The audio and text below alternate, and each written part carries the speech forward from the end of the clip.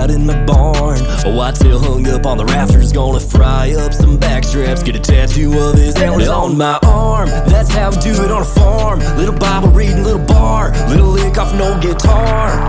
Yeah, long hair, long cut, long. Hey everyone, Ben Doden with Nemaha Valley Outdoors here. We're going to go back, we're going to look at 2021's bow kill, and we're going to do that just kind of in preparation for the season, get everyone kind of amped up, and also to kind of relish in the fact that not a lot of deer were seen last year.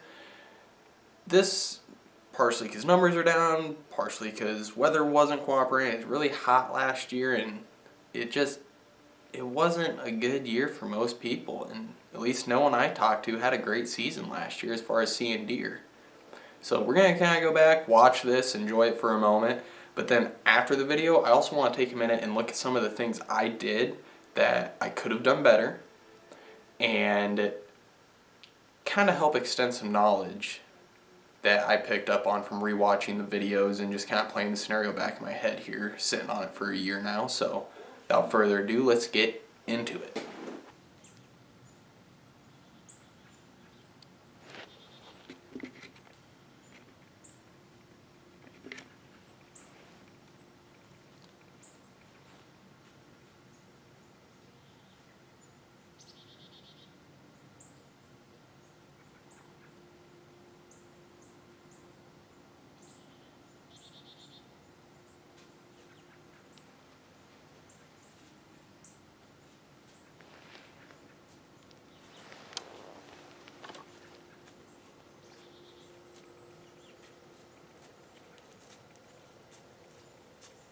Meh.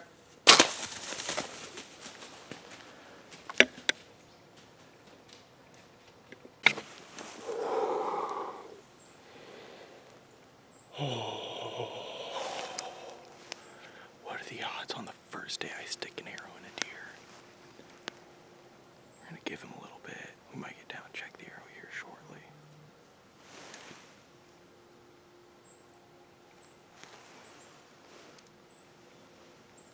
We're gonna see if there are any bubbles in the arrow. He ran, he wasn't acting like he was hurt that bad, so we're gonna give him a second. I tried tucking it right up in that front shoulder, and the arrow went clean through, so we'll see what happens.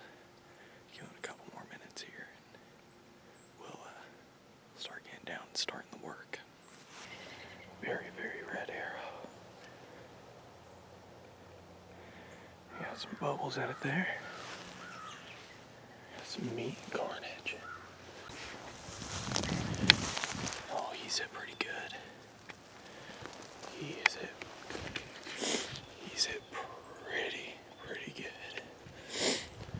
I don't think.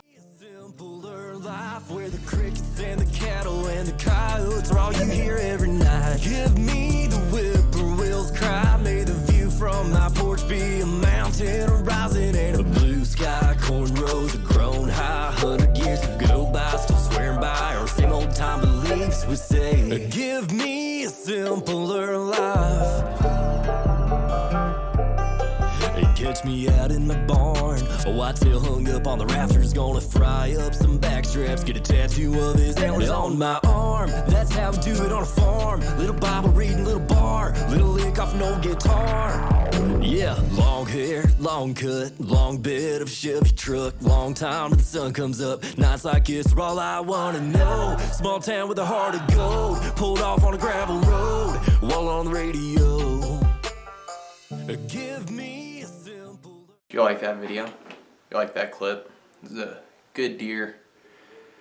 And looking back on it, if you go and you watch the video and you see where the deer is coming up, I took a premature shot. The deer was quartering to me, which is less than ideal, but if you have to take a quartering to shot like that, if you notice where my arrow went in, it's pretty far forward.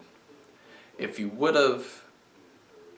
I would have went farther back with it and tucked it right in front of that front shoulder, I would have gotten more lung out of it, and the track job would have been substantially shorter than it was. Point two, if I would have actually just let that deer take another 3 steps, that would have been a broadside shot. and that would have been a double lung all day long, no questions asked. Had I let the deer take another 6, 7, 8 steps, then that would have been a quartering away, which is still not an ideal shot, but I don't mind quartering away shots. I like them if that's my best option, because I like being able to tuck up into the rib cage and get in there and tear up all the lungs and have the heart in there and the liver and tear up everything of vital importance to that deer for a quick, clean harvest. So those are just kind of the points that I came to from rewatching the video and playing the scenario over again in my head. So aim farther back on those quartering 2 shots, or just wait for it to go broadside. And realistically, I could have just let it get to a quartering away shot. Those are the points that I picked up, and I hope that those points kind of hang out in the back of your guys' mind for the next time you're in the field, because I want everyone to be as successful as possible. And take those points, don't take those points, that's up to you.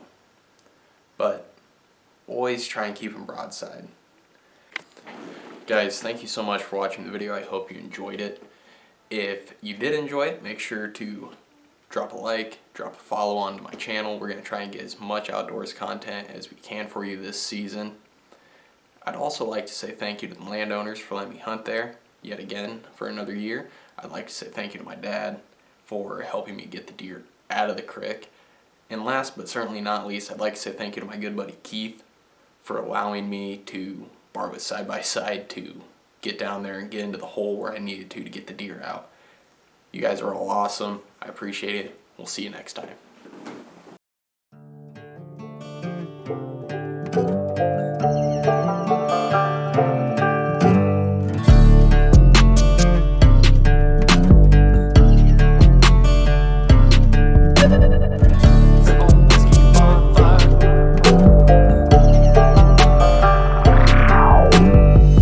Give me a simpler life where the crickets and the cattle and the coyotes are all you hear every night. Give me